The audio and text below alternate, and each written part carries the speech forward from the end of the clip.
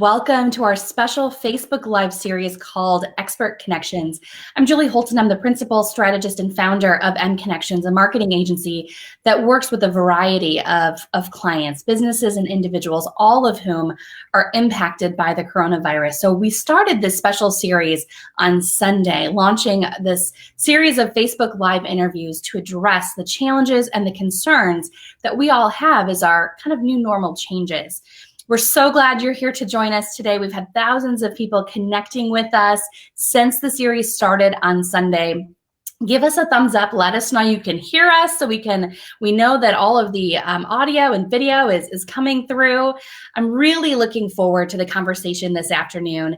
We are adding Nora Luke to the conversation. Nora, thanks so much for joining us. Oh, of course. I'm so excited to be here. Thank you for asking me.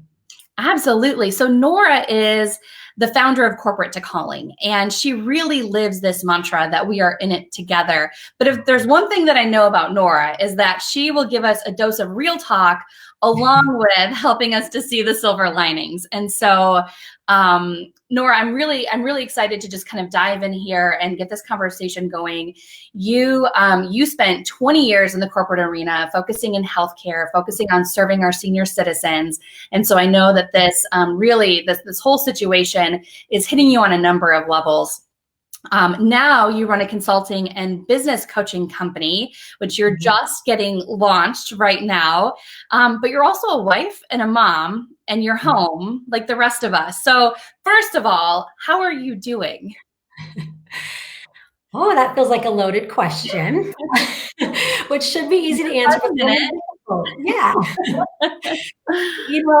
I am doing well. I've chosen to take the path of positivity. Is every moment perfect?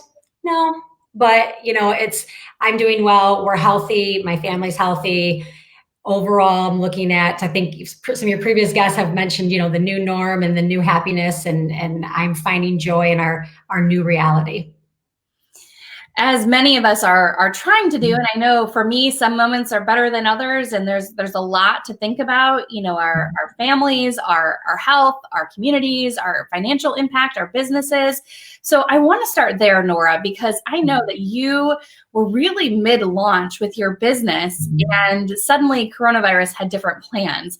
So can you talk through, even from your personal aspect, what is it like to have to pivot? Sure. Oh, pivot. Love pivoting. Well, for me, I'm actually walking through this. So my business has been running in the background, but now we were going to do my whole plan. My business plan was doing this soft launch starting this week. Well, our world got turned upside down this week, and I'll admit I froze at one point because, like all of us, have at different moments, and it is okay. It's natural. It's a human emotion to feel all the feelings, including part of the anxiety that comes along with that.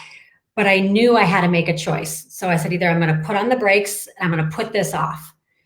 And I did that for a good 24 hours. And then it was like, no, I still have the choice to put this out there and to continue to create what I have planned to do, and to show up for who needs to hear the message that I'm going to deliver, and even to inspire others. But the coronavirus has the ability right now to make us all kind of just, I can't do anything. And you have the choice to do that.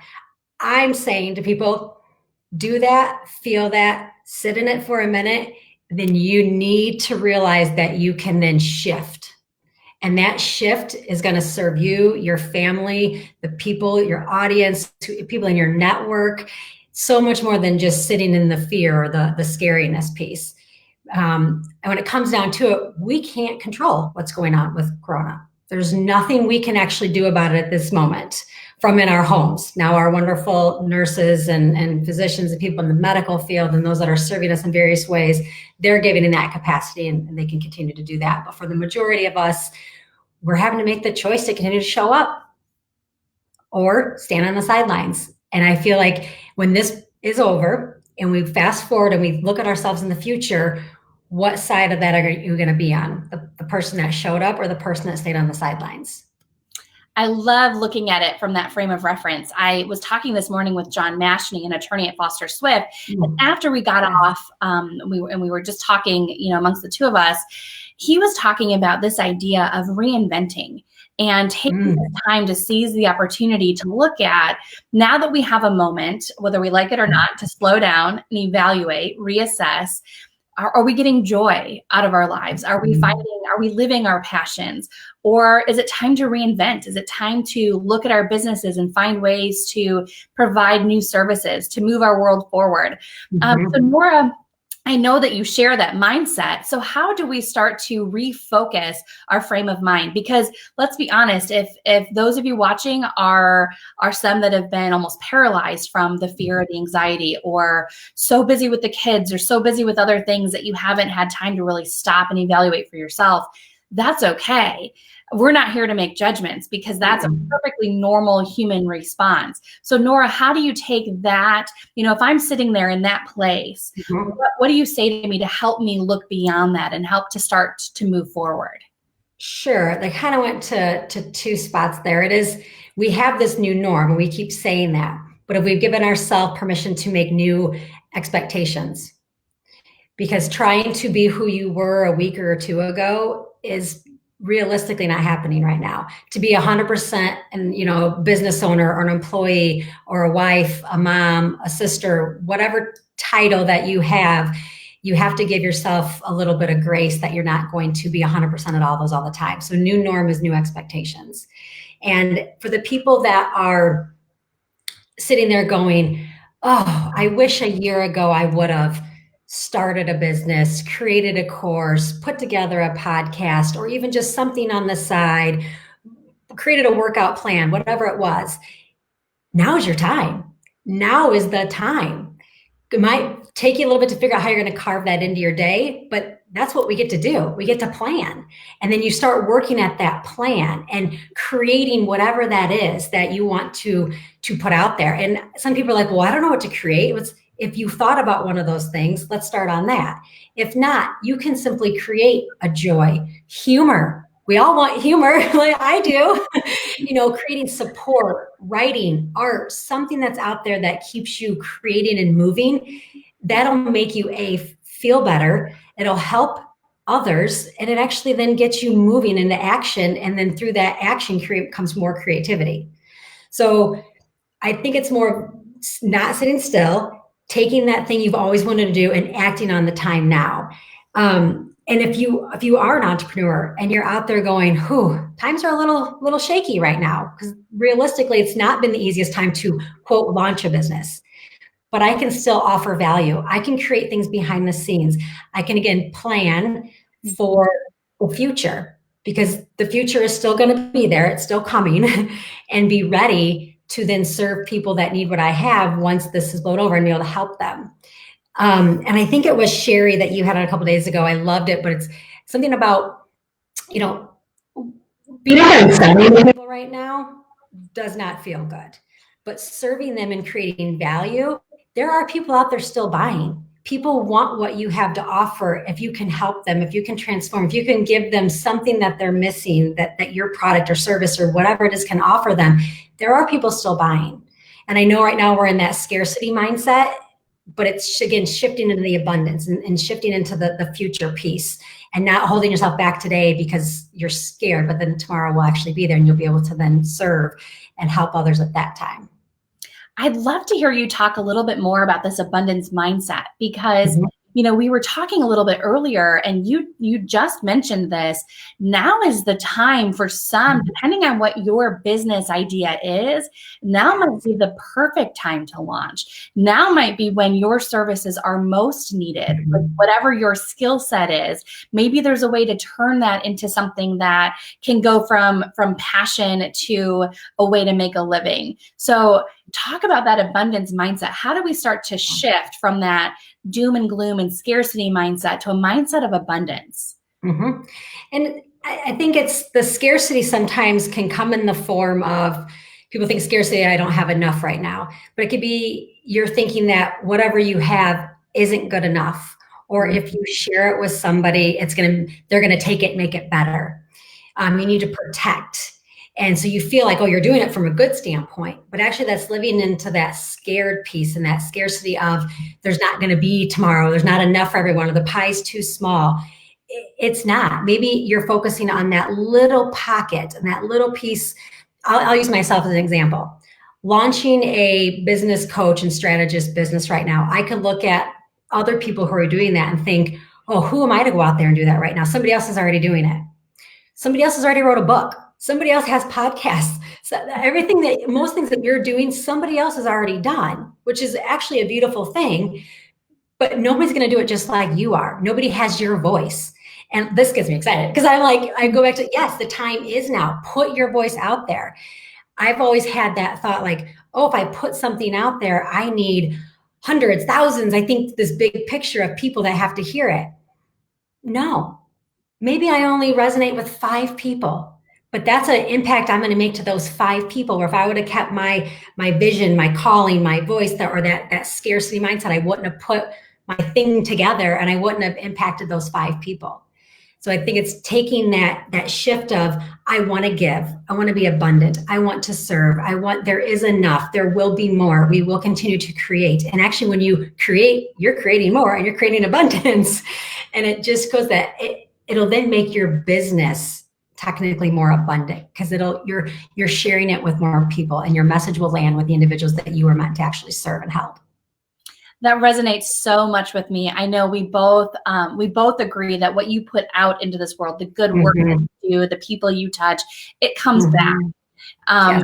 So I love that idea, especially because right now, I think what people are clinging to, what they need is to know that they're not alone. They need to know that they've got this community support. So what are some of those first steps? How do you start to, if you have an idea and you want to start thinking through, starting to maybe, what are the first steps? Do you start journaling? What do you do?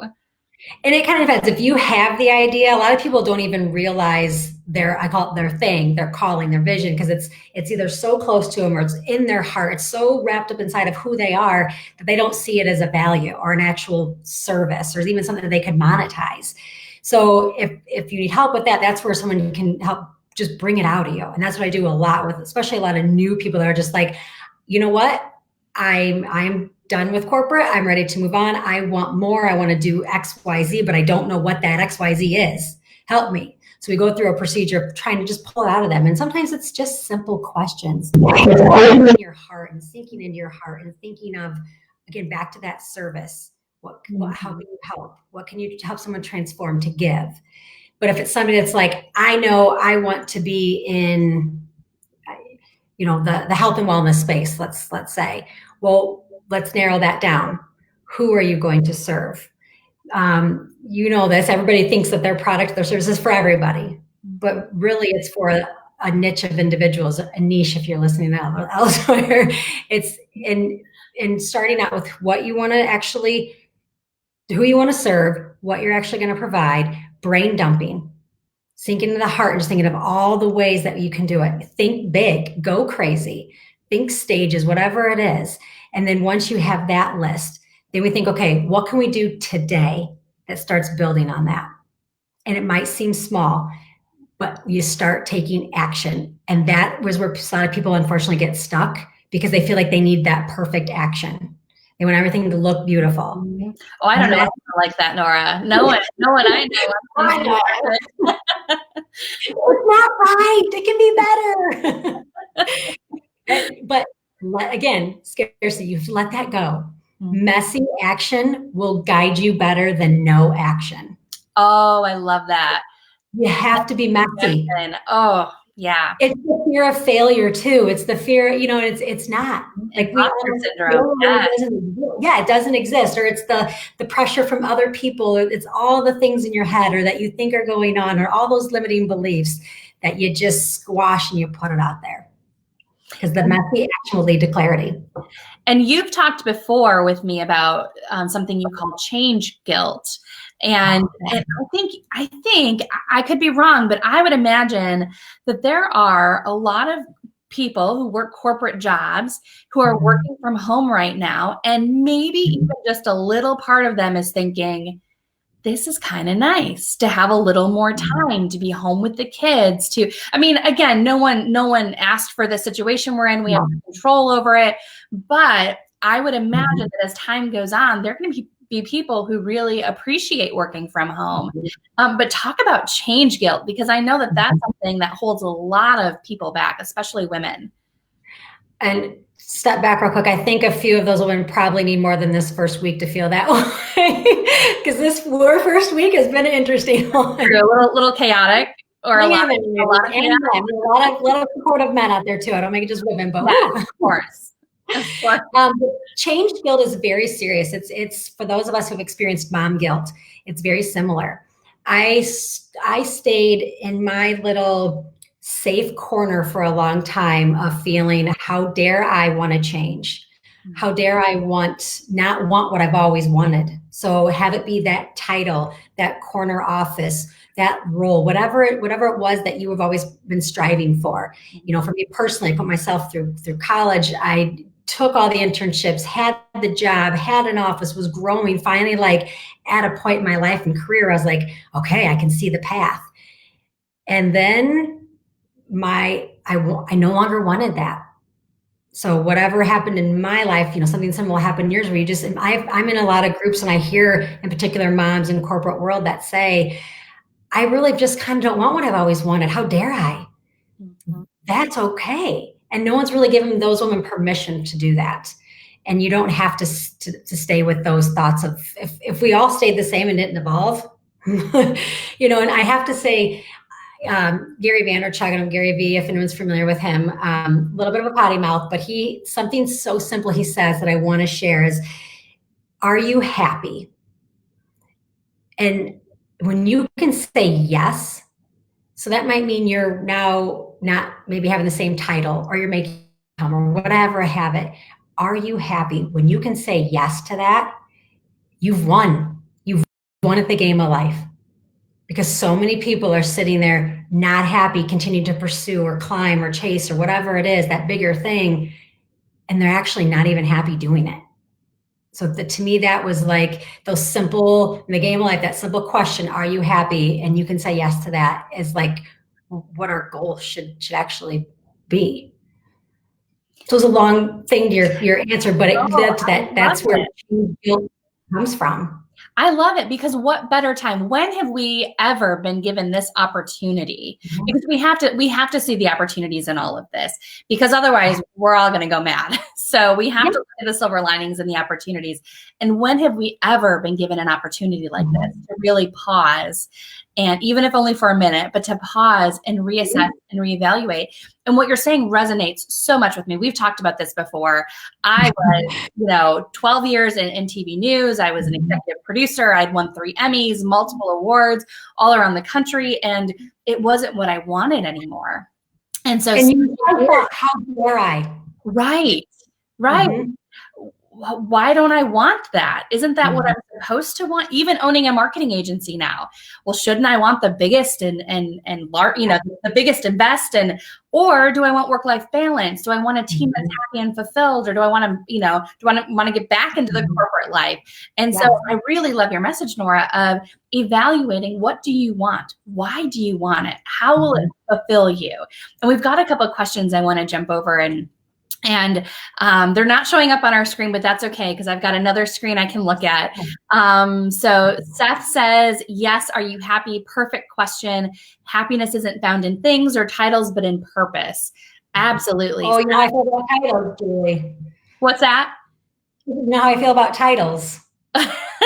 Tell us, Nora, how do you feel about titles? The title does not define you. That goes along with change guilt. Your title, we all have different titles. We all wear them. It's about what you do and the impact you make. Your title, have you been at a networking event and someone asks you, so what do you do?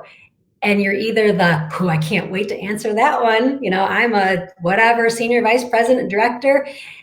Or you're like, oh, I'm the administrative assistant, or I just got in the workforce. Or you give up some crazy title and hope to confuse them. Right. I'm the post-acute secure network liability officer. Oh, what? and I also want to make sure I note that for individuals in the corporate space, if it is making you happy, you enjoy it, I applaud you and support you. Absolutely. And on that trajectory as well. But it's more for the individuals that are sitting there saying, I wish I could have, or why didn't, or could I make a change? Yes. And right now should be a very exciting time to dream about making that change and making the plan to take the steps to make the change. Absolutely. And Terry says we need to support each other when we make changes. It is okay to change. Absolutely, Terry. Stephanie has said, wow, that completely resonates. How dare, and she put in quotes, how dare I want to change my career path or course? Been there many times, and it doesn't have to look a certain way, and we shouldn't compare ourselves to others. Yes. There's a huge, that's a whole nother live, the comparison trap. Right. We'll do that one for sure. And I want to find here, I'm looking through real quickly just because I'm not gonna be able to read it word for word, but Katie had a question for us, and Katie wanted to know, is there such a thing as, and sorry, Katie, I'm paraphrasing because I can't see it on the screen, but is there such a thing as too late in life to change things up, to switch careers? Oh, quick answer, absolutely not. No, there is no expiration date on our calling. There's no expiration date on when we serve and when we step into what we're supposed to be doing. There are people of every age and I'll say gender, but there's only two genders that can receive your message. So what you have to offer doesn't expire by your age. And I love, Nora, that you call it a calling. You're not talking about changing jobs or even careers, but calling. How did you land on that word? That's what I do. I help people pull up their callings. Because that's what it is. It's already inside of you. So it's not something that we're making up or creating. It's some believe God-given. It's universally inside of your body. It's part of your makeup. And maybe your path and your history has defined your calling. A lot of times I'm serving individuals that are where I was a year, 2, 3 years ago. Which even goes back to that age question. You don't have to be 100 steps or 20 years ahead of somebody. You can be a half a step or a week, a day ahead of somebody, and you can help show them the way or give them clarity in where they're confused. I mean, that's where it makes all of us lean on other individuals to help us along, because you don't have to know everything to start in your calling. You start doing it, again, back to the messy action, and it's already there, and it keeps coming. And I love that, because that's exactly why we're doing this series. I mean, I have to give my team some credit, because we have been working hard to do about 2 interviews per day during all of this craziness, as we're also working on our own business and working with our clients. So hats off to my team. But for this exact reason, because everyone, even if you're thinking, well, not maybe me, but yes, everyone has this calling inside of them. And that's what we're doing this week, is really kind of tapping into our community, tapping into our network, answer some of these questions and provide that information back. Nora, please go ahead. You said that you put this together because that's what you could do. You could connect people. This is your way of creating, which is brilliant. First of all, congratulations. This has been phenomenal. I did not pay you to say that, everyone. No, you did not. But that's what it's like. And it makes you happy. And it's like, what can you do right now that just makes you happy, and it's easy for you to do. And that's like, you showed up and you did something that made you happy, and it's working. And part of it is your calling.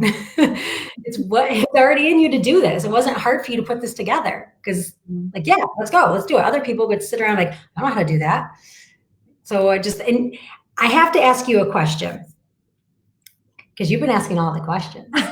Okay, I think I'm ready.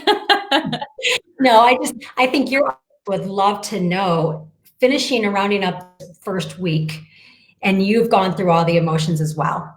And I know we've talked, you've sat in some of them, not so good.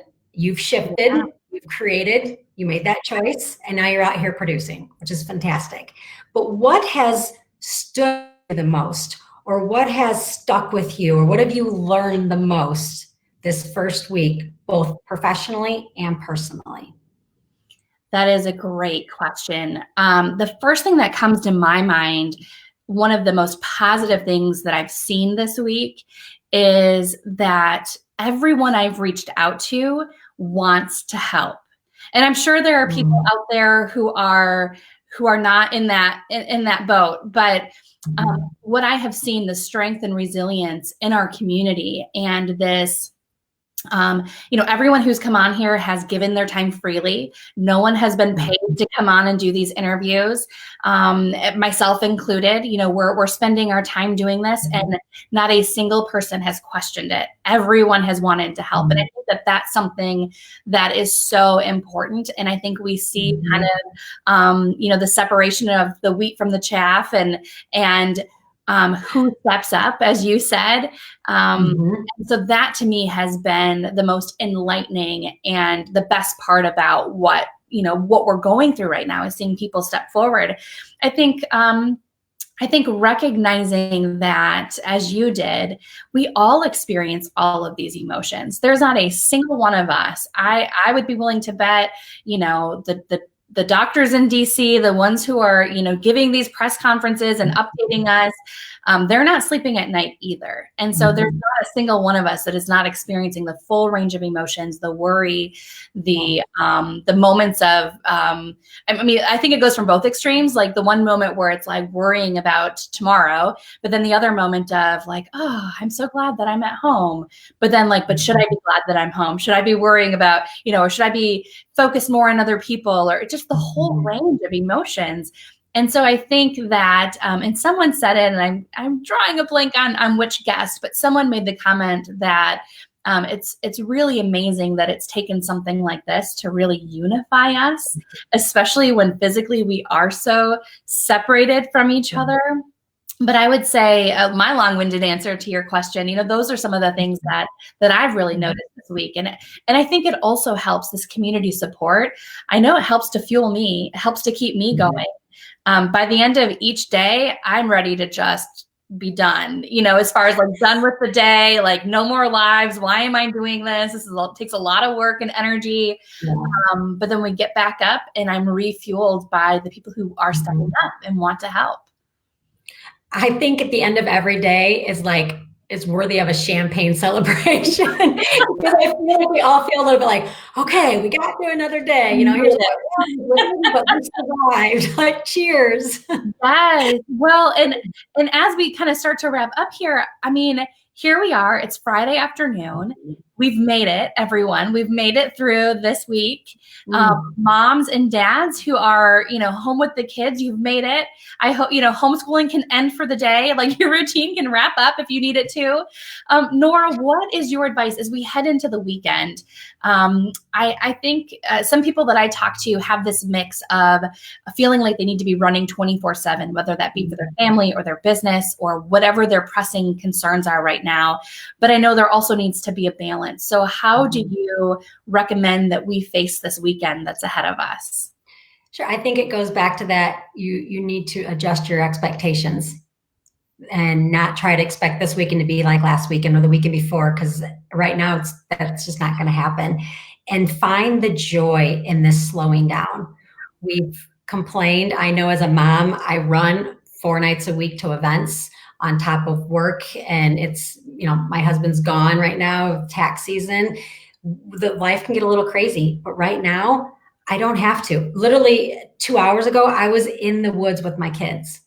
So my advice is, if you can get out there and get in the woods, take a walk, connect with nature, which is not something we do very often, usually in a pleasant way. We're usually forced to or something. Enjoy it. I would just say, take a moment and appreciate this slowing down that we have, because we've complained about the opposite. I know I have. So enjoy some of the little moments and take some deep breaths. We call them belly breaths in my house. I like that. We feel worked up. We look at it, and my son told me on whatever it was, Wednesday, when I had a rough day, Mom, you need a belly breath. So I'm giving your community the permission to to take a belly breath and just slow down and enjoy the weekend. Words from a 4-year-old. Nora, what is the best way for our viewers to get a hold of you if they want to connect with you about your coaching or just have some follow-up conversations with you? Sure. I mean, you can find me at nluke@corporatecalling.com, and you can find me on all the social media. Just usually if you search Nora Luke, I will come up on all of them. And we've got you tagged in this post, so people feel free to reach out to Nora. Nora, thank you so much for taking the time. This was fun. And we have some follow-up conversations we're going to have moving forward in some Facebook Lives. So I'll go ahead and promise everyone right now, we'll go ahead and get some more of those scheduled. And I think one thing I might end with is we're all there. I might be a business coach, but I'm also a human being, and we all are. So if someone just needs to vent, to talk, to get something off their chest, you're welcome to private message me, email me, and just want to talk. That's, I think, one thing we can all do for people right now is just to listen and lend an ear. Absolutely. Thank you, Nora, so much. Thank you. I appreciate it. All right, so we have completed now 10 interviews this week. I just really feel, as we were saying with Nora, it's really important to have trusted information from people you can trust. So we're gonna keep doing this next week. We're paring it down. We're gonna do 1 interview per day. Right now we're looking at 1 o'clock every day. So look for that lineup coming soon, and make sure if you didn't see the videos from this week, we have some really incredible experts who shared their insights, health and wellness topics, business insights. You can find them all on the video tab right here on our Facebook page. And we're also putting them on our blog. So look for that too. Okay. If you have any topics you'd like us to cover, any questions you have, reach out to our mConnexions team at any time, and have a great weekend.